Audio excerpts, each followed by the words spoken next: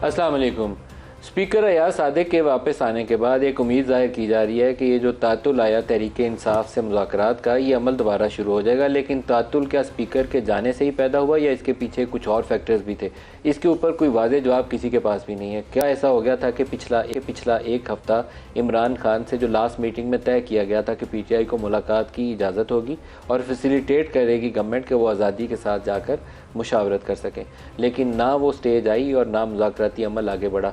जो last interaction था PTI के सीनियर लीडरशिप का इमरान खान के साथ, उसमें इमरान खान ने एक राय दे दी थी कि तहरीरी तौर पर मुलाकात के बगैर भी जो दोनों मुतालबात हैं कि 26 नवंबर और 9 मई के वाक़यात की तहकीकात के लिए जुडिशल कमीशन का क़याम और इमरान खान समेत तमाम पोलिटिकल जो उनके प्रिजनर्स हैं उनकी रिहाई के लिए, ये दोनों मुतालबात हुकूमत को तहरीरी तौर पर लिख कर दे दिए जाएँ।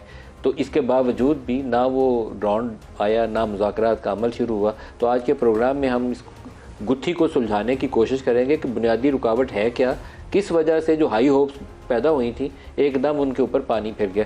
इस्लामाबाद स्टूडियोज़ में हम बैरिस्टर उमैर नियाज़ी साहब, सीनियर रहनुमा पाकिस्तान तहरीक इंसाफ से, आपको खुशामदीद कहता हूँ। प्रोग्राम में हुआ क्या है सर? लगता ये था कि कुछ अच्छी बातें होने लगी हैं, तो हम तो खुश थे कि चलो कोई तनाव में कमी आएगी, लेकिन स्टाल हो गया पूरा प्रोसेस। क्या मसाइल हुआ? अच्छा देखिए, इस मुज़ाकराती अमल का अगर स्टार्ट देखें तो एक पार्लियामान 8 फरवरी के बाद ही से एक आवाज़ गवर्नमेंट साइड से आती है, तहरीक इंसाफ बात नहीं करती। जब तहरीक इंसाफ टेबल पे बैठ गई, आपने देखा यूनिलैटरली खान साहब ने 5 रुकनी कमेटी का ऐलान किया और साथ ये 2 मुआहदे शुरू दिन से रख दिए। तो उस वक्त नून लीग की तरफ से ख़ास तौर पे ये था कि इनसे बात कौन करना चाहता है।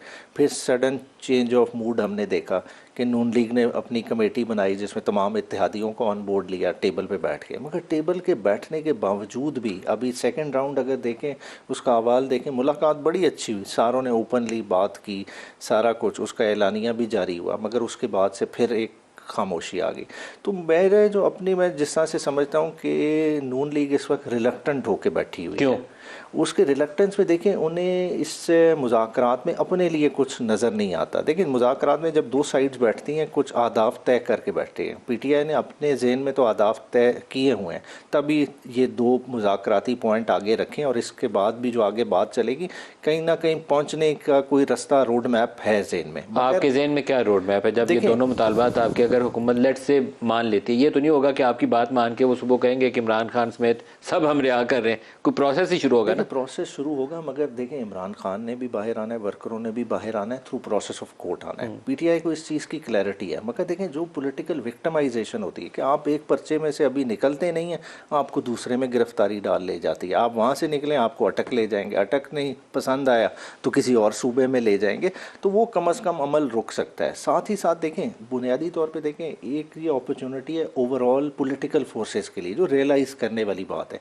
देखिए, पर्सनल लेवल पे एक गिव एंड टेक होगी। शायद PTI समझेगी कि हमारी मुश्किलात कम हो जाएगी, नून लीग शायद समझे कि हमें लेजिटिमेसी मिल रही है, हमारी कंटिन्यूटी बन जाए। मगर देखें, पॉलिटिकल फोर्सेस इस वक्त जो इतने अरसे से डैगर ड्रॉन रही हैं, उनके पास ये मौका है अपनी क्रेडिबिलिटी इस्टेब्लिश करने का, इस ऐवान को मजबूत करने का टाइम है। अच्छा, बाज़ औक़ात मेरा तासुर ये बनता है कि कुछ इमरान खान के बयान, बल्कि अभी तो PMLN के कुछ लोगों से और PTI के भी कुछ लोगों से उसको तक़वियत मिली कि इमरान खान के कुछ ऐसे बयान जिसमें वो कह देते हैं कि एक बादशाह सलामत है, वो सारे फैसले कर रहे हैं। तो इस तरह के बयान उनके बड़े नागवार गुजर रहे हैं, इसलिए वो थोड़ा सा बैक ट्रैक किया गया इस पूरे प्रोसेस को। देखिए, बयान तो हर तरफ से आते हैं। आज मरीम नवाज का जो बयान आया, देखें, वो मैं रिपीट भी नहीं करना चाहता, अच्छा नहीं है वो बयान। देखें, बैड टेस्ट में सियासतदान बात कर जाते हैं, ना बयान देती हूँ तो ज़्यादा मुनासिब था उनके लिए। बात है, मगर यह है कि बात है कि इस वक्त एट बिगेस्ट एक हमारा क्या है, हमारा मुल्क एट स्टेक है। हमने देखें 3 साल में हमें जितना मर्जी आप एतराज़ कर लें कि जी PTI ने कुछ नहीं किया। देखिए, 6% ग्रोथ रेट पे हम पाकिस्तान छोड़ के आए थे। आज 3 साल इनको होने के बाद आप इनकी सूरत हाल देखें, पाकिस्तान की मईशत किसी तरफ जा अभी भी फर्स्ट क्वार्टर में <1 है, लेकिन ये जब तक आपकी पॉलिटिकल सिचुएशन बेहतर नहीं होगी ना, तो ग्रोथ बहुत भूल जाना चाहिए। इस अपॉर्चुनिटी को क्यों नहीं कैपिटलाइज करते सियासी कुव्वतें? आप दोनों को कैपिटलाइज करना चाहिए, आपको भी करना चाहिए और हुकूमत को भी करना चाहिए। तो देखें, इस चीज़ का डिले ही नहीं किया। कल खान साहब ने मेरे सामने बैरिस्टर गौर को कहा कि ठीक है, मुलाकात नहीं होती। आपकी मुलाकात हुई इमरान? कल मैं मौजूद क्या था। कहा इमरान खान साहब ने क्लैरिटी के साथ कहा, नहीं मुलाकात होती, ये 2 इन राइटिंग दे दो। तो इसी के तसलसल में अगर सियासी कमेटी की इमरान से मुलाकात नहीं भी होती तो फिर भी इमरान ने क्लियर लिखा कि दे दो इन राइटिंग में, दे दो। ये चेंज ऑफ हार्ट क्या था इमरान से? आपने पूछा नहीं कि अब ये नरमी क्यों पैदा किया? देखिए खान साहब, अगर मेरी देखें ऑब्जर्वेशन, जो मैंने खान साहब को ऑब्जर्व किया, खान साहब को ज़्यादा उम्मीदें गवर्नमेंट साइड से नहीं लगा के बैठे। उन्हें है कि ये इस तरह से जो है ना नहीं मानेंगे, और मेरे ख्याल से खान साहब ने इनके ब्लफ को कॉल किया है, और ये आने वाले दिनों में पता चल जाएगा कि गवर्नमेंट कितनी सीरियस है मुज़ाकरात में। ये इमरान को डाउट्स क्यों हैं? अगर इमरान को डाउट्स हैं कि हुकूमत कुछ करेगी नहीं, तो फिर तो उन्होंने ये तहरीरी तौर पर लिख के देने के लिए सिर्फ हुज्जत तमाम की है या कुछ और है? हम तो अपनी देखें सिंसेरिटी के साथ देखें, हम अगर इस स्टेज पे बैठे हैं टेबल पे, हम बहुत सारी चीज़ों को साइड पे रख के बैठे हैं। अगर देखें 8 फरवरी का इलेक्शन हमारे लिए बहुत बड़ा बर्निंग इशू है, रिजर्व सीटें ना मिलना हमारे लिए बर्निंग और प्रेसिंग इशू है। लेकिन अभी आपने 8 फरवरी भी छोड़ दिया, रिजर्व सीट्स भी छोड़ दिया, छोड़ा नहीं, मतलब साइड पे रख के इसीलिए बैठे कि कम से कम बात तो चले। जब बात चलेगी तो फिर और मुतालबात उनकी कुछ सुनेंगे, कुछ अपनी मनवाएंगे, चीज़ आगे चलेगी। मगर अभी तक कोई नीयत उस तरह की गवर्नमेंट साइड से नज़र नहीं आ रही। क्या अयाज सादिक के आने के बाद आपको लगता है कि वो जो तीसरा मुज़ाकराती अमल है, अब तो आप ज़ाती तौर पर या आपकी जमात जो है ये अनाउंस कर चुकी है कि हम दोनों मुतालबात लिख के दे देते हैं, तो तीसरा मरहला जो है वो अब जल्दी करीब आ जाएगा? देखें 100% मैं समझता हूँ तीसरा मरहला, वैसे भी पार्लियामेंट्री सेशन भी शुरू हो रहा है मंडे से, और मैं समझता हूँ कि ये मुलाकात भी फ़ौरन हो जाएगी। मगर मुलाकात फ़ौरन से मुराद कितनी जल्दी? अगले 1-2 रोज़ में? मंडे से पहले मुझे नहीं लगता, मंडे से पहले मुझे तो नहीं लगता, जिस तरह से पेस अभी चीज़ों की चल रही है, मगर मंडे तक भी हो जाती है। देखें मुज़ाकरात तीसरे से चौथे मरहले पे तब भी जाएंगे जब इस पॉलिटिकल कमेटी की खान साहब से मुलाकात होगी। क्योंकि देखें आप ये नहीं एक्सपेक्ट कर सकते कि इतनी बड़ी जमात अपने लीडर को कंसल्ट ही ना करे इश्यूज़ पे, और वो जो है ना ब्लाइंड खेलती जाए और अल्टीमेटली किसी फैसले पे पहुंच जाए। इतनी किसी की इस्तात नहीं है, इतना किसी का कद नहीं है, एंडोर्समेंट खान साहब से ही मिलनी है। तो बेहतर यही है कि लम्हा बलम्हा उनके साथ नोट शेयर होते जाएँ, बजाय इसके कि मुज़ाकरात बहुत आगे तक चले जाएं, जो कि जा नहीं सकते, मगर आगे चले जाएं और खान साहब कहें कि नहीं ये नहीं हो सकता। ये तो डर है आपकी हुकूमत को भी कि इमरान खान किसी वक्त भी कहेंगे कि ये जो मैंने कहा था बस ये ख़त्म, नहीं तो इसीलिए किया था ये वापस विड्रॉ कर ली। एम्पावर नहीं, जिस चीज़ पे खान साहब एम्पावर कर रहे हैं वो तो बिल्कुल उस चीज़ पे स्टैंड करेंगे। मगर देखें कोई दफ़ा पॉलिटिकली होती हैं कि कुछ चीज़ें होती हैं कि आप बियॉन्ड द लाइन्स जो है ना चीज़ों को अगर लटक गया तो आप कहते हैं कि इमरान खान ये सारी एम्पावरमेंट विड्रॉ कर लेंगे? मुझे तो यही लगता है। आपको यही लगता है कि अगर तवालत इख्तियार कर लेता मुज़ाकराती अमल, तो ये नहीं निकलता तो इमरान खान कहेंगे छोड़ो। अगला वीक बेसिकली इस मुज़ाकरात के लिए मेक और ब्रेक है। नेक्स्ट वीक है जो कमिंग वीक जो लग रहा है कमिंग वीक, मंडे से जो स्टार्ट हो रहा है, ये मेक और ब्रेक है। इससे टोन का पता चल जाएगा, गवर्नमेंट की नीयत का भी पता चल जाएगा, और तहरीक इंसाफ का भी वाटर गवर्नमेंट साइड टेस्ट कर लेगी। आज शाम से खबरें चल रही हैं कि आज कोई पीटीआई वाले मुलाकात के लिए नहीं गए, आज कोई नया इशू था? नहीं, मुलाकात देखें रेगुलर मुलाकातें होती हैं। कल जैसा ट्रायल था, लोग मिले हैं। ये देखें फैमिली की मुलाकात और वकला की मुलाकात, इस वक्त उनकी मुलाकात का इशू नहीं है। इशू क्या है, जो कमेटी है 7 रुकनी उसने मिलना है। नहीं, लेकिन आज खबर ये चल रही है कि इमरान से कोई फैमिली या वकील मिलने नहीं गया। ये कोई अनयूजुअल स्टेप कैसे हुआ है? हालांकि रोज जा रहे होते हैं। रोज जा रहे होते हैं। आज मुझे एग्जैक्ट इसका आइडिया नहीं मेरी, क्योंकि अपनी लॉ की कमेटी की मीटिंग उस टाइम पे चल रही थी, उसमें बैरिस्टर गौहर भी मौजूद थे, तो जाहिर बात है वो तो उधर नहीं गए होंगे अगर वो कमेटी के अंदर बैठे हैं। अली मोहम्मद खान भी उसी कमेटी की मीटिंग में बैठे हुए थे। अच्छा, हमने 2 स्टेटमेंट्स रखी हुई थी, ये पता नहीं अभी हम प्रोड्यूसर साहब वो स्टेटमेंट्स प्ले कर सकते हैं?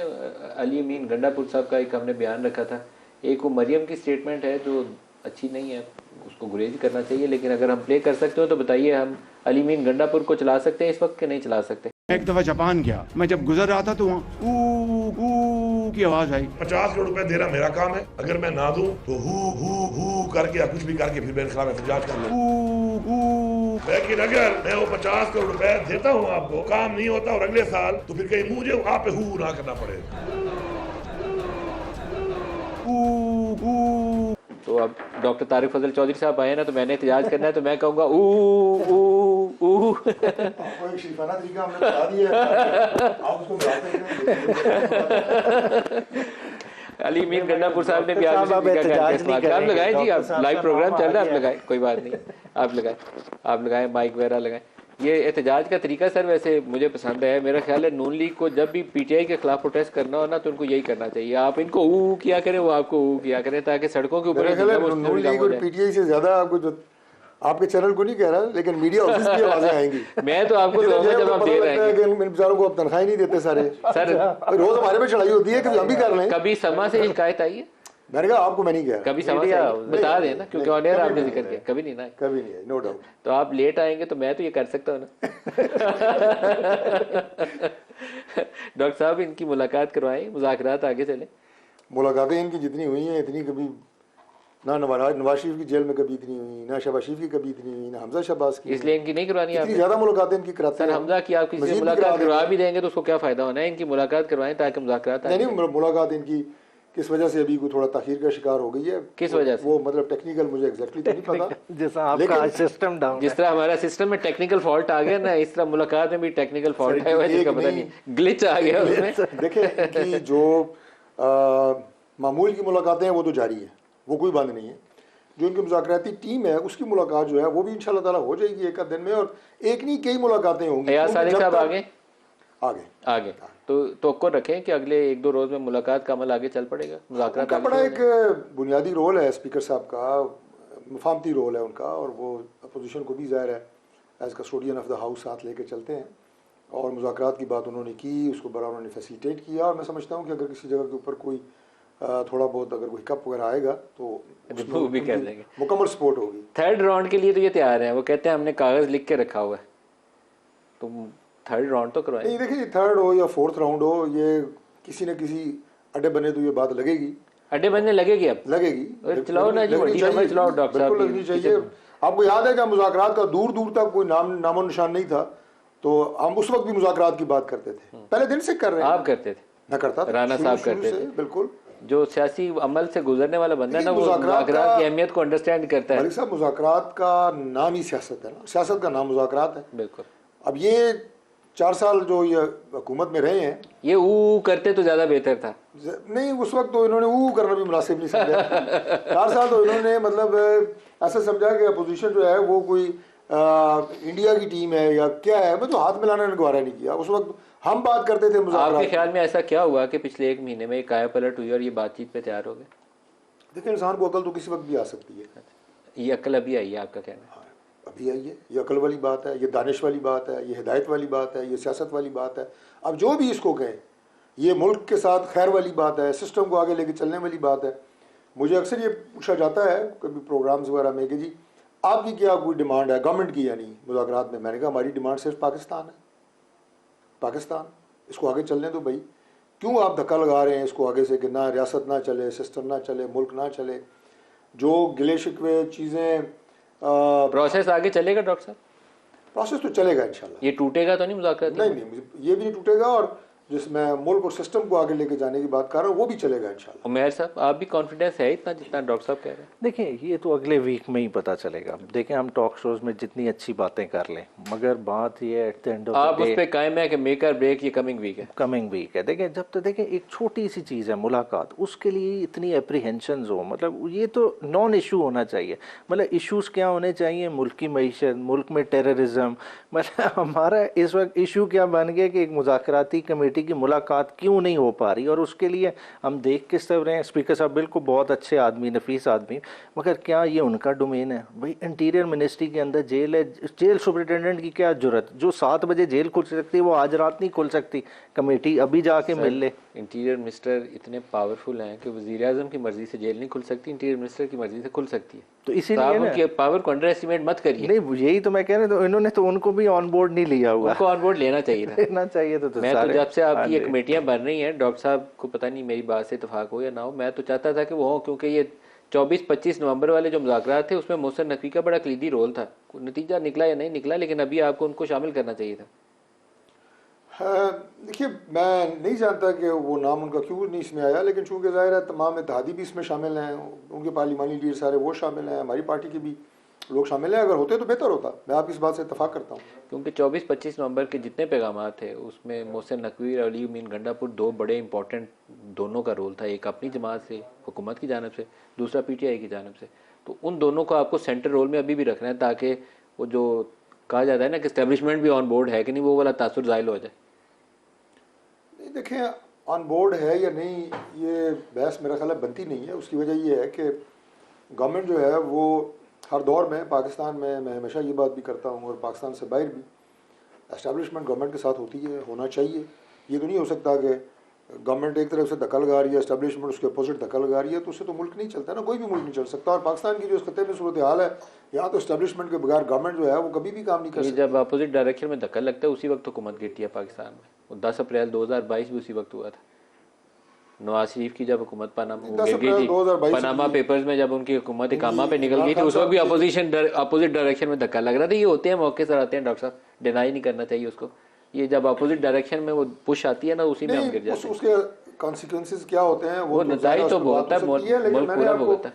मैंने आपको ये बात बताई है कि एस्टेब्लिशमेंट जो है वो गवर्नमेंट के साथ है, होना चाहिए। जब तक गवर्नमेंट के साथ एस्टेब्लिशमेंट नहीं होगी कोई भी मुल्क नहीं चलेगा, और ख़ासतौर पे पाकिस्तान जैसा मुल्क तो बिल्कुल ही नहीं चल सकता। हमारे देखें क्या क्या आपके चैलेंजेस हैं। आपके अगर सिर्फ अपने पड़ोस में गिरदोनवा में नज़र डाल लें तो जो जो आपको थ्रेट्स और ख़तरात इस रीजन में पाकिस्तान को मौजूद हैं, उसमें अगर आपका स्टेट मजबूत ना हो, फौज मजबूत ना हो, इंटेलिजेंस के इदारे मजबूत ना हो, तो आपका मुल्क कैसे चल सकता है? आपको उमैर साहब कोई इंडिकेशन है ऐसी कि थर्ड राउंड के लिए कोई दावत दी गई हो कि स्पीकर साहब आ गए हैं, आइए कल मिलते हैं या परसों मिलते हैं? कुछ ऐसी इंडिकेशन तो नहीं है अभी दोपहर तक तो मुझे कोई आइडिया नहीं था, मगर उसके बाद शायद बैरिस्टर गौर इनकी किसी से मुलाकात हुई हो तो कोई आइडिया। हमारे अभी रिपोर्टर्स के पास भी ऐसा कोई अपडेट नहीं है। कोई बहुत ही खुफिया किस्म की कोई कॉल की हो तो पता नहीं है, लेकिन उस वक्त तक तो एटलीस्ट मीडिया के नॉलेज में अभी तक ये चीज़ें नहीं आई हैं। तो तो ये चीज़ें तो फिर अब हो जानी चाहिए थी। वीकेंड पे गुड अपॉर्चुनिटी आके बैठ जाएं एक दफ़ा। आप कह भी चुके हैं पब्लिकली कि हम लिख के देने को तैयार हैं। ये तो हमने तो मीटिंग कॉल की है कि तीसरी मीटिंग कॉल करें, आपको हैंडओवर कर देंगे जो आपको डॉक्यूमेंट चाहिए, जो सीक्रेट डॉक्यूमेंट है वो पब्लिक। लेकिन आपने मिसिंग लोगों की कोई फहरिस्त भी बनाई है? ये एक थोड़ा सा टेढ़ा मामला है। वो आपने फहरिस्त बनाई है कि मिसिंग कौन से? अच्छा नहीं, अभी तो देखें ये डिमांड्स इन्होंने मांगी है, फहरिस्त वाली तो बात नहीं। देखें फहरिस्त भी इन्हें नहीं पता। देखें अगर आज अटक की सूरत हाल है, 670 कैदी वहाँ हमारे नहीं मौजूद, जेल हम ओवर क्राउडेड है। मतलब देखें जेलों के इस वक्त बुरे हालात हुए हैं। मतलब इधर इवन इतलात हैं कि कॉरिडोर्स में लोगों को सुलाया हुआ है। मतलब लोगों को हाउस ही नहीं कर सकती आप जेल। आपने इतने लोग मिसिंग क्यों कहते हैं? पहले तो आपको नहीं, मिसिंग वाला अलग टॉपिक है। देखिए ये लोग तो आ गए, ठीक है, मिसिंग वाला है। मिसिंग के लिए तो बाकायदा डेटाबेस बनाया गया, लोगों के इनसे पूछे। ये 47 जो उमर अयूब साहब ने अपने वो ट्विटर हैंडल पे भी उसको किया था। बात है वो तो गवर्नमेंट ने कहना है कि ये किधर हैं, वो उन्होंने बताना है। लास्ट के नाम पते हैं उन लोगों, उनके नाम पते बिल्कुल है, उनकी फैमिलीज के साथ कोऑर्डिनेट करके फिर ये लिस्ट बनाई गई। डॉक्टर तारिक साहब ये तो इतना मुश्किल काम नहीं है। अब तो हमारे नादरा का पूरा रिकॉर्ड होता है। आप 47 बंदों का तो इन्हें जवाब दे ही सकते हैं कम से कम। ये बिल्कुल दे सकते हैं जी। और मलिक साहब, मुझे बैरिस्टर साहब की तरह हमारे एक और भाई थे पीटीआई के, उनके साथ मैं बात कर रहा था, तो उन्होंने बताया कि हमारी वो लिस्ट जो है वो श्रिंक से श्रिंक होती जा रही है, कम से कम होती जा रही है। पहले 100 में कहते थे, अब 47 पे आ गए। वजह ये है कि वो अक्सर लोग उनमें से किसी जेल में, किसी थाने में बंद, या अपनी मर्जी से, कहीं घर नहीं है, किसी मर्जी से किसी जेल में चले गए। मर्जी से नहीं सर, आप ही ने उठाए हुए ना, तो सर किसी वजह से, इस वजह घर से गायब आप ही करते हैं सर। नहीं, हम क्यों ऐसा कोई गलत काम करें? गलत काम क्यों करें हम? 1100 तो मेरे ख्याल है पिंडी में थे और 2400 कोई अटक में थे जब ये 26 नवंबर के। बहरहाल एक बहुत बड़ी तादाद जो 26 नवंबर के बाद शिकायत इस्लामाबाद से, और ख़ास तौर पे उस वक्त आपको याद है मैं नॉर्मली एक आध प्रोग्राम का मौका मिलता है टीवी पे, लेकिन 26 नवंबर के बाद मैं 4 प्रोग्राम जो हैं टॉक शोज़ किए। उसकी वजह ये थी कि इतना झूठ बोला जा रहा था, इतना झूठ। और ख़ास तौर पे हमारे जो केपी के भाई हैं, पश्तून कम्युनिटी, उसे प्रोवोक किया जा रहा था। मतलब ऐसी इनकी आते हैं ना, मैं एज डॉक्टर कहता होता हूँ कि अगर कोई डिजीज़ हो ना, कोई इन्फेक्शन हो तो उसका इलाज हो जाता है, लेकिन कोई जेनेटिक प्रॉब्लम हो ना इंसान को, वो ठीक नहीं होती। अभी पूरी पश्तून कम्युनिटी को तहरीक इंसाफ प्रोवोक कर रही थी, उनके जज्बात भड़का रही थी कि इस्लामाबाद आपके लिए नो गो एरिया बन गया, ये हो गया। सर लेकिन इस डिसइंफॉर्मेशन को आप रोक हमारे इस्लामाबाद के लोग, हमारे पंजाब के लोग भी गिरफ्तार। मैंने प्राइम मिनिस्टर साहब से मुलाकात की, उसके बाद मोहसिन नकवी साहब से मुलाकात की। क्लियर डायरेक्शंस प्राइम मिनिस्टर ने दी कि अगर कोई किसी वीडियो फुटेज में नहीं है और कोई सॉलिड एविडेंस नहीं है किसी का 26 नवंबर के तमाम इंतशार और फितने और फसाद में, उसे फौरी रिलीज करें। सर एक डिसइंफॉर्मेशन फैलाने में आप किरदार अदा कर सकते थे, लेकिन उस वक्त की हुकूमत ने नहीं किया। जब ये कहा जा रहा था पीटीआई की तरफ से कि 278 वो लतीफ़ खोसा साहब ने कह दिया लोग मारे। खोसा साहब तो मेरे बुजुर्ग हैं, मैंने उन्हें एक जुमला किसी ने कहा सैकड़ों मारे गए, किसी ने कहा 50 मारे गए। तो कम से कम आप मीडिया वालों को जो पूरा डेटा था 2 हॉस्पिटल का इस्लामाबाद का, वो रिलीज कर लेने देते तो दूध का दूध पानी का पानी पहले दिन ही हो जाता। सर हॉस्पिटल का डेटा में अपना मलिक साहब कुछ छुपा नहीं सकता, ये छुपाया तो क्योंकि मैं इनका इंचार्ज रहा हूँ हॉस्पिटल का, मैं आपको बता देता मतीउल्लाह के ऊपर आइस डाल दिया आपने, वो जब डाटा लेने भाई हैं, लेकिन वो जो ड्रामे करते हैं वो भी आपको पता नहीं है। ड्रामा ना कहिए दोस्त, ना ड्रामे की बात नहीं है, आइस डालना बात ये है कि बात नहीं है। आप इन्वेस्टिगेटिव जर्नलिज्म करें, फैक्ट पे खबरें दें, आइस डालना ठीक है, ये जो 278 आइस डालना गलत ठीक है, है, गलत है। मैं आइस डालने की सपोर्ट नहीं कर रहा, लेकिन मैं आपको ये कह रहा हूँ कि ये जो 278 लाशों की बात की गई, मैंने खोसा साहब, मैंने कहा मेरे बड़े हैं, काबिल एहतराम है, मैंने उनसे कहा, मैंने कहा सर आपको गवर्नर बनने पे इतनी शोहरत नहीं मिली होगी जितना 278 लाशों पे आपको इंटरनेशनल मीडिया ने उठाया। जनाब गवर्नर साहब, साबिक गवर्नर कह रहा है तो ये ड्रामा नहीं है तो क्या है? मुझे अब आपका ड्रामा ना अब डेटाबेस अब आपकी जाहिर क्या करती है, देखिए कितने मिसिंग है और कितने डेड है? तो वो 45 और 13 तो एस्टैब्लिश 13 एस्टैब्लिश आप कहते हैं और dead है? देखें इसका भी बड़ा आसान सा हल है। देखें आज पिम्स पोली क्लिनिक ये कहते हैं हमने रजिस्टर नहीं गायब किए, कुछ नहीं ऐसा हुआ। बात है उस दिन की CDR तो मौजूद होंगी ना, उस दिन की रिकॉर्डिंग, उधर कौन कौन लोग मौजूद थे, एंट्रेंस पे एग्जिट पे, वो सारा डाटा इस कमीशन के सामने रख दें, बात है चीज़ सेटल हो डाटा जाएगी। तो ये देने पे तैयार नहीं थे। मैंने अपने रिपोर्टर को कहा कि गन शॉट वुंड्स वाले कितने लोग हैं, क्योंकि आपकी तरफ से इल्ज़ाम तो इतना बड़ा था ना कि बस पूरे जलसे कोई मार दिया सारे क्राउड को, तो वो गन शॉट वुंड्स का डाटा नहीं थे दे रहे, ये गलत काम कर रहे थे। तो देखें एक चीज तो को छुपाते छुपाते देखें इनकी भी कंट्रीब्यूशन है उस तरफ। देखें मिस इन्फॉर्मेशन के अंदर 26 नवंबर को ये जस्टिफाई नहीं कर सकते। देखिए जो हुआ है वो तहकीकात होंगी तो क्लैरिटी होगी। देखें अगर आप कहें कि जी कत्ले आम नहीं हुआ तो ये भी ज्यादती है। देखें 13 हमने एक बंदा भी मारा गया ना, 13 कम है नंबर, 13 जी 13 मैं कहता हूँ एक भी ज्यादा है, तो 13 को तो लगना वैसे ही बहुत ज्यादा। क्लोजिंग रिमार्क डॉक्टर साहब, फिर ब्रेक करीब आ जानी। देखिए मैं ये अस्पताल के बारे में आपको अर्ज कर दूं कि आप कह रहे हैं अस्पताल का डाटा वो कोई नहीं छुपा सकता। 4000 मुलाजमीन हैं पिम्स के, 4000, वो सारे के सारे जो हैं वो PMLN के हैं या गवर्नमेंट के हैं। हर बंदा वहाँ पे मोबाइल लेके फिर रहा है, वो आपके डॉक्टर है, वो नर्सेज हैं, पैरामेडिक्स हैं, सफाई करने वाले तक, आपके वार्ड बॉय तक। कैसे हो सकता है कि वहाँ पे जनाब इतनी गन शॉट आए हों, इतनी खुदा न खासा डेड बॉडीज़ आए हों, किसी की फुटेज ना हो? ये पॉसिबल है। और फिर जहाँ पे ये फायरिंग की बात कर रहे हैं, जहाँ पे अगर कोई बंदे गिरे हैं, अभी बात कई दफ़ा मैं कर चुका हूँ, तो क्राउड में गिरे हैं ना, हुजूम में गिरे होंगे अगर कोई किसी को गोली लगी है। ये तो नहीं है कि एक बंदे को पकड़ के कटरने के पीछे लेके जाते थे और वहाँ पे उसको गोली मार देता था, ऐसा तो नहीं था। 9-10 की तो हमें पहले दिन याद था कि 9-10 की, और ये वो दिन के टाइम वाले हैं 9-10 वाले, फिर 3-4 उसकी बाद उनमें से मेरे ख्याल वो इंजरीज वाले हैं जिनकी बाद में डेथ हुई है, तो 13 नंबर आपका हुआ है। लेकिन पहले दिन आपने सैकड़ों का नंबर कह के भी बहुत पैनिक फैलाया और इन्होंने खबरों को छुपा के भी बहुत ज्यादती की। मुझे तो उनके फैक्ट्स आने चाहिए। एक दोस्त ने कहा कि उधर डी चौक के ऊपर गिद्ध फेर रहे थे, गिद्ध, उससे हमने अंदाजा लगाया कि यहाँ पे अल्लाह पाक माफ फरमाए, रहम कराए। यानी ये माइंडसेट है। इस कौम के अंदर इतनी भी नफरत नहीं फैलानी चाहिए। आपका बहुत शुक्रिया डॉक्टर तारिक फजल चौधरी साहब और बैरिस्टर उमैर न्याज़ी साहब। ब्रेक ले लें, ब्रेक से वापसी पर राना सनाउल्लाह जो मुज़ाकराती कमेटी का हिस्सा भी हैं वो हमारे साथ होंगे और बताएंगे कि मुज़ाकरात ने आगे किस तरह बढ़ना। ब्रेक ले लें, हमारे साथ रहिए। पाकिस्तान में सियासी अफरा तफरी वैसे तो कहना चाहिए कि पिछली कोई 1.5 दहाई इसी में गुजर गई है। दिसंबर 2011 में जब पाकिस्तान तहरीक इंसाफ का लाहौर में जलसा हुआ था तो वो नुक्ता आगाज़ था जिससे लगता था कि इस्टेब्लिशमेंट जो है बैक कर रही है एक थर्ड पोलिटिकल फोर्स को खड़ा करने के लिए। 2013 के इंतखाबात हुए, इंतखाबात में भारी अक्सरियत से नून लीग की हुकूमत बन गई, लेकिन उसके एक ही साल के बाद इमरान खान का धरना डी चौक में शुरू हो गया जिसमें पैट वाले उनके हिस्सेदार थे। शायद इस्टेब्लिशमेंट की वो पहली मेजर पुश थी जिसमें एक मुंतखब हुकूमत को हटाकर पाकिस्तान तहरीक इंसाफ को आगे लाइमलाइट में लाने की या उसको ज़्यादा सियासी ताकत देने की कोशिश की गई थी। 126 रोज़ का वो धरना तो ऐसे जैसे तैसे करके ख़त्म हुआ, लेकिन उससे लेकर आज तक की तारीख में कभी पाकिस्तान में सियासी तौर पर पुरअमन माहौल में असर नहीं आया। पहले तो नून लीग और पीपल्स पार्टी को चोर और डाकू कहा गया, अब जब इमरान की हुकूमत गिरी तो उसके बाद इमरान जेलों में, जैसे उस वक्त के सियासी मुखालफिन को इमरान की हुकूमत में जेलों में डाला गया था।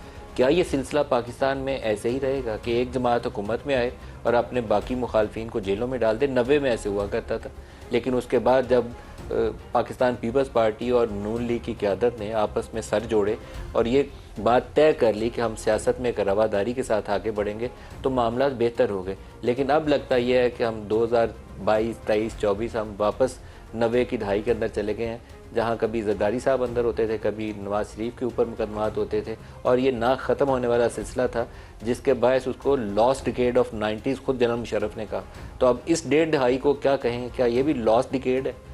आज के प्रोग्राम में इस इशू पे बात करेंगे और हमारे साथ मेहमान शख्सियत हैं राना सनाउल्लाह खान, मशीर हैं वज़ीर आज़म के सियासी मुँह पे। राना साहब very warm welcome sir. Sir आप उन शख्सियात में शामिल हैं जिनको मुख्तलिफ अदवार में बहुत ही मुश्किलात का सामना करना पड़ा। 25-30 साल पीछे चले जाएं, उस वक्त भी आपने मुश्किलात का सामना किया। अभी पीटीआई की हुकूमत में भी आपके ऊपर जिस तरीके से वो हेरोइन डाली गई, तो वो भी एक बजाते खुद सजाए मौत का एक मुकदमा था पूरा।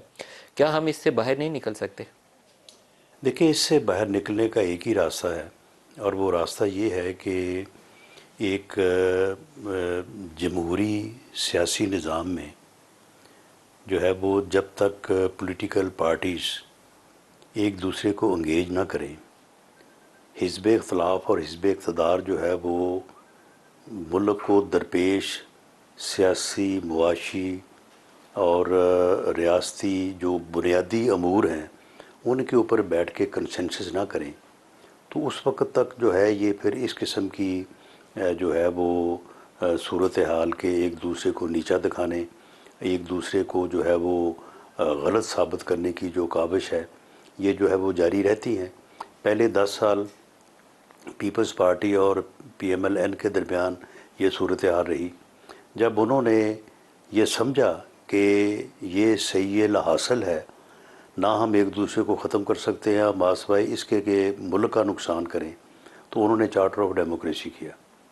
तो चार्टर ऑफ डेमोक्रेसी जब हो गया तो उस सूरत हाल से फ़ायदा उठाने वालों ने देखा कि भई अब तो ये तो इकट्ठे हो गए, अब ये ना आपस में लड़ेंगे और ना जो है वो हमारा जो है वो मफाद जो है वो सर्व होगा। उन्होंने एक तीसरी फोर्स निकाल दी। अब वो तीसरी फोर्स जो है वो पिछले 10 साल से, बल्कि उससे ज़्यादा 12-15 साल से वो फोर्स जो है आज से 1 महीना पहले तक तो उसका एक ही नारा था कि मैं किसी से बात नहीं करूंगा, मैं किसी के साथ नहीं बैठूंगा और मैं किसी को नहीं छोड़ूंगा। सर लेकिन एक बात राना साहब, आपने एक ही तो बयानिया डेवलप किया था 15 सालों में, बयानिया ही एक दिया था ना कि नून लीग भी चोर डाकू है और पीपल्स पार्टी भी चोर डाकू है। तो अब उससे फिर गिला शिकवा क्यों किया जाता है? उस सियासत में जिन्होंने सपोर्ट करके खड़ा किया था यही बयानिया दे के खड़ा किया था ना, तो वो तो लड़ाई होगी 12-13 साल बाद। तो नहीं चले, उन्होंने बयानिया दे के अगर खड़ा किया था और उस बयानिया के नतीजे में या उस खड़ा करने के नतीजे में वो 2018 में भले हमसे जो भी हुआ वो अपना जो अब RTS बैठा या जो भी हुआ, उसके बाद वो बरसे इक़्तिदार आ गए। अब बरसे इक़्तिदार आने के बाद जब on the floor of the house हमने उनको ये कहा कि जी आप आएँ, बैठें, हम आपके साथ बैठने और बुनियादी इश्यूज़ को रिजॉल्व करने और चार्टर ऑफ इकॉनमी करने को तैयार हैं। उसने कहा तुम्हारी ऐसी तैसी, मैंने तो तुमको छोड़ना ही नहीं है, मैंने तो तुम्हारे खिलाफ केसेस बनाए तो सबको जेलों में भेजा। लेकिन अभी आपने कहा कि 1 महीना पहले तक इमरान ऐसी था, इस 1 महीने में इमरान में क्या तब्दीली आई? कैसे हुआ कि ये बातचीत की मेज़ पे आए? देखें जी, मैं अब क्योंकि मुज़ाकराती कमेटी का मेंबर हूँ और मैं अपने ज़ुम्मे ये बात नहीं लेनी चाहता कि मैं कोई ऐसी बात करूँ जिससे इस मामले में जो है वो कोई खलल हो।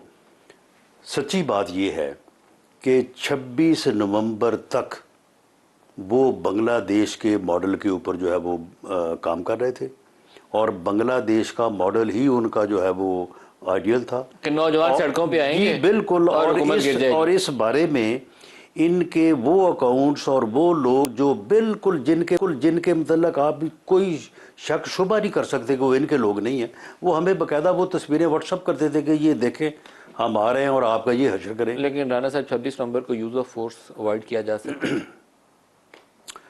देखिए, जब मैं आपको ये कहूँ कि मैं आ रहा हूँ, मैंने सर से कफर बांध लिया है और मैंने घर वालों को कह दिया है कि मेरा जनाजा और मैं वापस ना आया, तो आप मुझे बताएं, और हाथ में मेरे बंदूक भी हो, तो आप मुझे बताएं कि फिर आप जो है वो फिर या तो फिर घर छोड़ के भाग जाएंगे, तो या फिर आप कुछ ना कुछ बंदोबस्त तो करेंगे ना। सर बंदोबस्त ऐसा भी नहीं होना। रियासत हमेशा वो जो माँ जैसी कहते हैं ना, उसमें नरमी की गुंजाइश हमेशा होती है। माफ़ भी रियासत करती है और नरमी भी रखती है। नहीं तो क्या माँ जो है वो फिर बच्चों को ये इजाज़त देती है कि वो माँ को जो है वो गले में रस्सा डाल के घसीटे सड़कों के ऊपर? बच्चे तो ये हरकत गलत कर रहे हैं तो माँ उनके आगे से। नहीं, अगर बच्चे इस हरकत पे आ जाएं नहीं तो फिर माँ को क्या करना चाहिए? जो एक रियासत का तस्वर है उसमें सबसे बड़ी बात ये होती है कि अपने बाशिंदों के साथ आप सख्ती की, लेकिन हाथ से ज़्यादा नहीं जाते ना।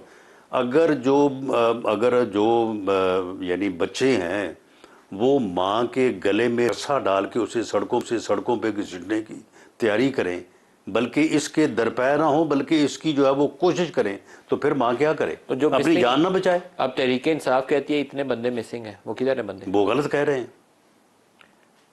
तो 47 बंदों नहीं, का देखें, तो देखें, अली अमीन गंडापुर ने पूरा आपको डॉक्यूमेंट दे दिया ना, तो आप नहीं बताइए। नहीं नहीं, हमें डॉक्यूमेंट नहीं दिया? नहीं, बिल्कुल नहीं दिया। हमें वो 47 लोगों के मिसिंग होने का डॉक्यूमेंट दें, उनके नाम पते दें। अब वो 13 पे आ गए, 278, 315, 500, हजारों, और 13 वहां से अब आ गए हैं 13 के ऊपर। सर 13 तो अब ये जो 13 है ना, सुन ले, 13 तो जान से नहीं गए ना सुन लेना, ये जो 13 जान से गए हैं, कहाँ पे जान से गए हैं? क्या ये सारे जो है वो डी चौक जान से पे जान से गए हैं? क्या ये फायर आर्म, नहीं सुन ले, क्या ये फायर आर्म इंजरी से गए फायर हैं? आर्म्स तो में अगर नहीं, अगर इनमें से आधे जो है वो ये कल को साबित हो जाए कि कोई जो है वो गाड़ी के नीचे आया, कोई कंटेनर से गिरा है, किसी को वहाँ पे जहाँ पे वो अपना जो है वो क्या वो पत्थरगढ़ है, किसी को वहाँ पे किसी को ये चुंगी नंबर 26, अब चुंगी नंबर 26 के ऊपर जुलूस में शामिल लोगों ने जिस तरह से अंधाधुंध फायरिंग की है, वो कभी वीडियो आपके सामने है आए? राणा साहब जिनको बुलेट इंजरीज आई हैं? मेरा ख्याल है कि तकरीबन कोई 100 से ऊपर तो लॉ एनफोर्सिंग एजेंसीज के लोग हैं। पीटीआई के प्रोटेस्टर्स कितने हैं जिनको बुलेट इंजरीज आई हैं? ये कह रहे हैं कि हमारे जो कोई, मेरा ख्याल है इन्होंने उस दिन जब ये बैठे थे मुज़ाकराती कमेटी में, इन्होंने कोई 40 का या इस तरह का फिगर दिया है, लेकिन हमने उनको कहा कि भी देखें, आप जो है वो एविडेंस के साथ आप लिस्ट फराहम करें, हम उसको इंक्वायर करके आपके सामने रखेंगे कि जनाब ये चीज़ें जो हैं वो दुरुस्त है। ये आप मिसिंग क्या मुमकिन है कि कोई अटक के जेल में पड़ा हो, कोई पिंडी जेल में पड़ा हो जो अभी तक अनअकाउंटेड फॉर हो? हमारे यहाँ ये रिवाज है, आप बंदा डाल देते हैं बाद में। देखें मलिक साहब, आखिर हम भी आप भी यहीं रहते हैं ना, आप मुझे बताएं कि इतने लोग मिसिंग हों और उनके घर वाले जो है वो आराम की नींद सो रहे हैं, हाउ इट इज़ पॉसिबल? वो अगर 50 या जितने ये कह रहे हैं, अगर वो होते तो उन 50 में से 10, 15, 20 यहाँ पे आके बैठे होते लोग। तो सर जी हमारे प्यारे जो है वो हमें मिल नहीं रहे, जो बताएं वो कहाँ हैं? जो 2 मुतालबात हैं उसमें तो एक तो 9 मई और 26 नवंबर ही है ना, तो ये तो फिर कमीशन बनाना तो बड़ा आसान काम है। इमरान से मुलाकात करवाएं और फिर बनाएं, आप तो मुलाकात ही नहीं करवा रहे। तो कमीशन किसका बनाएं? दोनों वाकयात की तहकीक के लिए। कौन उस कमीशन की जो है वो? सुप्रीम कोर्ट के चीफ सुप्रीम कोर्ट के सीनियर 3 जजेस करें, चीफ जस्टिस करें, सबसे बड़ा जो जज है वही करे। क्या बात है? या अफरीदी पे तो नहीं, इतराज नहीं होगा आपको? मैं कहता हूँ कि फिर तो हर किसी का दिल चाहेगा कि यार ये अपना 4 बंदे इकट्ठे करो और जो है वो कैपिटल के ऊपर हमलावर हो जाओ, चीफ जस्टिस जो है वो इंक्वायरी करेगा। तो आपके ख्याल में मेरा ख्याल है कि इस तरह से अगर आप इन चीज़ों को ग्लोरीफाई करेंगे तो फिर रोज जो है ना यही कुछ होगा इस मुल्क में। तो सर आपके नहीं आप मुझे बताएं, मैं तो सपोर्ट करता हूं, सुन लेना, नहीं सुन ले, आप मुझे बताएं कि एक क्रिमिनल एक्ट जो है वो परफॉर्म हुआ हो। सर क्राइम एस्टैब्लिश कर देंगे ना चीफ जस्टिस? नहीं बात नहीं, चीफ जस्टिस को रोकेगा कुछ थोड़ा कि क्राइम हुआ है तो इसको छुपा दें? नहीं तो फिर सारे क्राइम चीफ जस्टिस एस्टैब्लिश किया करे ना, जहां पे कत्ल हो, जहां पे डकैती हो, जहां पे रेप हो, छोड़ें एफआईआर को, छोड़ें पुलिस को, छोड़ें लॉ एनफोर्सिंग एजेंसीज को, चीफ जस्टिस साहब जाया करें, जाके वहां पे एस्टैब्लिश कर दिया। क्राइम का केस नहीं था 9 मई, नहीं ये क्राइम का केस था। 9 मई को 200 मुकामात है फौज के जो हिट हुए हैं, 200 मुकामात है फौज के जो हिट हुए हैं, और एक पूरी आपकी बड़ी सियासी बात ऑफेंस है तो एस्टैब्लिश होने देना। नहीं तो चीफ जस्टिस नहीं, बात सुने, ऑफेंस जो हैं अब इस मुल्क में कानून को अब इस तरह से डाल दिया जाएगा कि कोई ऑफेंस अगर कमिट हो उसकी ना एफआईआर हो, ना उसकी इन्वेस्टिगेशन हो, ना उसका ट्रायल हो, उसकी इन्वेस्टिगेशन उसका ट्रायल जो है सुप्रीम कोर्ट के चीफ जस्टिस किया करेंगे। तो अब इस तरह से मुल्क चलेगा आगे? सर अभी आप हम किसी तरीके से भी नहीं चला रहे, केस चल रहा है मिलिट्री कोर्ट का सुप्रीम कोर्ट के सामने। तो मिलिट्री कोर्ट का केस कैसे चल? सुन ले, ऑब्जर्वेशन सुन ले ना, मिलिट्री एक्ट जो है 1952 वो पिछले 70 साल से किस मर्ज की दुआ है? अगर वो एक्ट है, पार्लियामेंट ने पास किया है, वैलिड जो है वो लेजिस्लेटिव ऑर्गन है, तो उसके तहत अगर कोई जुर्म होगा तो पर्चा दर्ज नहीं होगा तो और क्या होगा, अगर पर्चा दर्ज होगा तो मिलिट्री कोर्ट में ट्रायल होना, तो वो कहाँ पे हो रहा है, वो ट्रैफिक मजिस्ट्रेट के पास होगा ट्रायल। कोर्ट के जजों ने आज जो सवालात उठाए हैं कि एंटी टेररिज्म कोर्ट में सख्त से सख्त जो दहशतगर्दी का मुकदमा है उसमें जाता है, प्लेन हाईजैकिंग जैसे मुकदमात उसमें जाते हैं, ओरियन प्लेन के ऊपर अटैक हुआ वो मुकदमात उधर गए हैं, तो ये मुकदमा क्यों मिलिट्री कोर्ट में? तो आप मुझे बताएं कि जो लोग बॉर्डर क्रॉस करते हैं उनके मुकदमात जो है वो फिर क्यों नहीं टेस्ट कोर्ट में जाते? उनके सुन लेना, उनके मुकदमात जो हैं, क्योंकि वो ऑफेंस जो है वो दर्ज है मिलिट्री अपना एक्ट में, तो उनको तो आप मिलिट्री कोर्ट में ट्रायल करते हैं, उनको वहां पे आप 7-7 साल 4-4 साल सजाएं देते हैं। मैं जब जेल में था तो उस वक्त एक आदमी जो है वो 4 साल वो कहता जी मैं तो चला गया था, बॉर्डर क्रॉस करके चला गया था, वो जब मैं वापस आया मुझे पकड़ लिया और मुझे कहा कि तुम तो वहां पे कोई नक्शे लेके गए थे, तो इस वजह से मुझे 4 साल सजा हो गई है। और सुन ले पीटीआई के दौर में 80 लोगों को मिलिट्री एक्ट के तहत सजा हुई और सारे सिविलियन थे। आपके ख्याल में वो जस्टिफाइबल था क्या? जो 80 लोगों को उस वक्त सजा दी गई पीटीआई के दौर में, आपके ख्याल में बहुत अच्छा काम था? नहीं, तो आप मुझे बताएं कि मिलिट्री एक्ट किस लिए है? मिलिट्री तो एक्ट खत्म कर दें इसको। खास हालात में है, फौजियों को आमतौर पर मिलिट्री एक्ट के नीचे ट्राई किया जाता है या रियासत के खिलाफ जब आपके बॉर्डर्स के ऊपर खास हालात नहीं, आपका जासूस पकड़ा जाए, नहीं मलिक साहब, कुलभूषण यादव आ जाए, नहीं मलिक साहब, बात ये है, ये एंटी टेररिस्ट एक्ट भी है, कस्टम एक्ट भी है, नारकोटिक्स कंट्रोल एक्ट भी है, खास हालात की बात नहीं, हर एक्ट में ऑफेंस जो है वो दर्ज है। अगर किसी के पास से हीरोइन का थैला निकलेगा उसका केस एंटी टेररिस्ट कोर्ट में नहीं जाएगा, वो नारकोटिक्स कोर्ट में जाएगा। और अगर कोई वो जुर्म जो मिलिट्री एक्ट में दर्ज है वो करेगा, वो इंस्टॉलेशन के ऊपर हमला करेगा, वो जो है वो कंटोनमेंट जो प्रोहिबिटेड एरियाज है उसमें जाके मिलिट्री एक्ट की जो तो सर फिर आपको रुकावट क्या है? आप चीफ जस्टिस साहब को फिर कर लेने दें, वो बता देंगे कि ठीक है मिलिट्री कोर्ट करें। जस्टिस साहब को मैं समझता हूं कि मिलिट्री एक्ट की जो दफा है 41D उसको पढ़ लें, उसमें लिखा हुआ है। सर वो पढ़ लेंगे। हाँ। आप कमीशन तो बनाए, हिम्मत करें, आपने कमीशन ऑफ इंक्वायरी एक्ट करना है। कमीशन ने क्या करना है? कमीशन ऑफ इंक्वायरी एक्ट बनाए ना जी, आपका कानून कहता है। नहीं तो कमीशन ऑफ इंक्वायरी क्या करेगा? वो तहकीक करके बता देगा, वो बताएगा कि इन्होंने वायलेशन की, इनको सजा दें। नहीं भाई, वायलेशन अगर उन्होंने की है, ऑफेंस कमिट किया है, तो उसकी FIR है, उस FIR की इन्वेस्टिगेशन हो रही है। आप कमीशन बनाने पे तैयार नहीं है। देखिए बात ये है, आपका जवाब ये है नहीं, मेरा ये जवाब नहीं है। मैं ये कहता हूं, नहीं आपका यही जवाब है, आप मुखालिफ कर रहे हैं। सुन लेना, मैं ये अर्ज कर रहा हूं कि अगर कोई जो है वो ऑफेंस कमिट हुआ है, जिस एक्ट के तहत हुआ है, जिस कानून के तहत हुआ है, उसके तहत उसकी FIR दर्ज होगी, उसकी मुतलका एजेंसी जो है इन्वेस्टिगेशन करेगी, कमीशन बनाने पे तैयार है या नहीं? मुतलका कोर्ट जो है वो ट्रायल करेगी। हुकूमत कमीशन बनाने पे तैयार है या नहीं? तो फिर जितने भी मर्डर केसेस हैं बाकी सब के, सर आप ये बताएं ना, फिर आप सीधा बताइए कि हुकूमत कमीशन नहीं बनाना चाहती। ये तय कर दें कि जो भी केस होगा उसके ऊपर कोई FIR नहीं, कोई ट्रायल नहीं, कोई इन्वेस्टिगेशन नहीं, कमीशन बनेगा और चीफ जस्टिस साहब या सुप्रीम कोर्ट के जज, और जज भी सिर्फ मंसूर अली शाह होगा, कोई और नहीं sir. Yahya Afridi chief justice of Pakistan, Yahya Afridi साहब। नहीं याहिया अफरीदी से कोई इंक्वायरी कराने फिर आपकी तरफ से ना ही समझे आपने। नहीं बिल्कुल ना समझे। देखिए बैठ के बात करें, अगर मैं गलत कह रहा हूं तो मुझे कायल कर लें, वरना मेरी बात को आप तस्लीम करें। और फिर दूसरा मुतालबा उनका है कि जो उनके सियासी कैदी हैं बशमूल इमरान खान, उनको रिहा करें। उसके ऊपर क्या करेंगे? भाई वो मुतालबा पेश करें ना। पेश तो कर चुके हैं, लिख के ही देना है ना। तो हम भी लिख के जवाब देंगे ना। आप लिख के क्या अब अगर आप सारे जवाब मुझसे आज ही ले लेंगे तो फिर वहां पे वो मुज़ाकराती कमेटी क्या करेगी? कह दिया कि लिख के दे दें, आपने मुलाकात फिर भी नहीं करने दी, आज भी नहीं मुलाकात करने दिया। मुलाकात मेरा ख्याल है या सादिक साहब तशरीफ ले आए हैं, मुलाकात बिल्कुल हो जाएगी। कब होगी? मैं खुद भी उनसे रिक्वेस्ट करूंगा कि वो उनकी मुलाकात करवा दें। आप रिक्वेस्ट करेंगे? जी मैं, ये तो बड़ी खबर है या सादिक साहब। ये देखें, आपका नाम जो है पाकिस्तान तहरीक इंसाफ के उन लोगों ने जो हॉक्स जाने जाते हैं ना, उन्होंने कहा कि राना सनाउल्लाह वो शख्सियत हैं और ख्वाजा साद वो शख्सियत हैं जो बातचीत के अमल को आगे चला सकते हैं, इनको कमेटी में होना चाहिए। डार साहब का भी नाम लिया उन्होंने। तो अब आप लोगों को रोल ना प्ले करें तो फिर तो मेरा ख्याल है रास्ता ही कोई नहीं, आगे तो फिर बात नहीं करिए। देखिए मामला ये है कि एक पॉलिटिकल वर्कर के तौर पे मैं ये समझता हूँ कि एक डेमोक्रेटिक पॉलिटिकल जो सिस्टम है उसमें पॉलिटिकल पार्टीज के दरमियान डायलॉग होना चाहिए। सर आपने एक हफ्ता डेमोक्रेसी मुलाकात जो क्यों है नहीं वो किया? पॉलिटिकल डायलॉग से चलती है, पॉलिटिकल डेडलॉक से नहीं चलती। सर आपने एक Deadlock हफ्ता नहीं मुलाकात होना क्यों नहीं चाहिए। करवाने दी? जी आपने एक हफ्ता मुलाकात क्यों नहीं नहीं, करवाने एक हफ्ता मुलाकात जो है वो मैंने ये अर्ज़ किया है कि या सादक साहब के यहाँ पे ना होने की वजह से इसमें खलल आया है।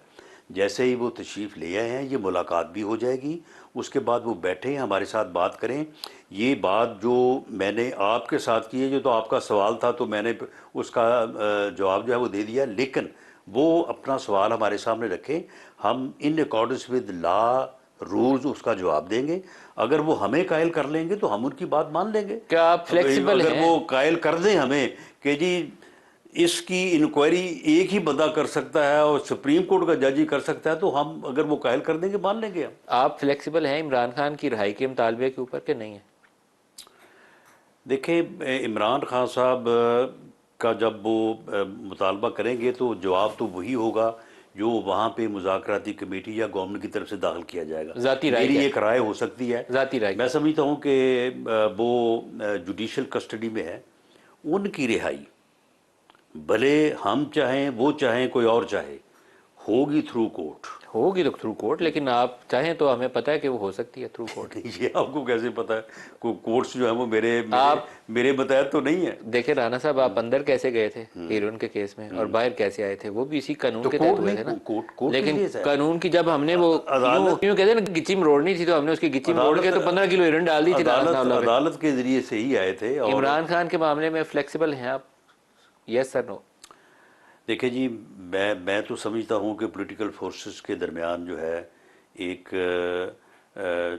चार्टर ऑफ इकॉनमी और चार्टर ऑफ डेमोक्रेसी, ये दोनों होने चाहिए। मैं तो इसके हक पे हूँ। आप बात सही कह रहे हैं, लेकिन शायद उसके लिए जितनी आपके पास वो पॉलिटिकल एम्पावरमेंट होनी चाहिए ना टू टेक डिसीजंस, परहैप्स वो मौजूदा जो कोलिशन का आपका सेटअप है उसके पास उतनी एम्पावरमेंट नहीं, वो कोलिशन के पास एम्पावरमेंट जो है वो है। उसकी वजह ये है कि जो ये कहा जा रहा है ना कि किसी और तरफ से रुकावट है। देखिए उस तरफ से मामलात को रेगुलेट करने और मामलात को सही अंदाज से आगे बढ़ाने के लिए कोई रुकावट नहीं है। तो फिर बढ़िए आगे, लेकिन बात बिस्मिल्लाह करिए। तो बात ये है ना, इस मुल्क का इस वक्त एक ही मसला है कि अफरा तफरी खत्म हो जाए और ताकि लोग आए, रोजगार मिले, काम रोजगार रोजगार। मामला ये है कि आगे बढ़ने के लिए हमने तो कदम आगे बढ़ाया है। अब दूसरी तरफ से अब जिस किस्म की बात आगे बढ़ाने की बात होगी, अगर अब वो ये कहें अपने उनके मुतालबात का जो आप नेट या सादा सा नतीजा आप निकालें, तो वो तो मुतालबा यही है ना कि आप इधर आ जाएं, तो जिधर आप हैं उधर हमें बैठा दें। इसके लिए आप तैयार नहीं है? तो इसके लिए कौन तैयार हो सकता है? राना सनाउल्लाह खान मशीर हैं वज़ीर आज़म के सियासी अमूर के और सीनियर रहनुमा PMLN के। बहुत शुक्रिया आप हमारे साथ।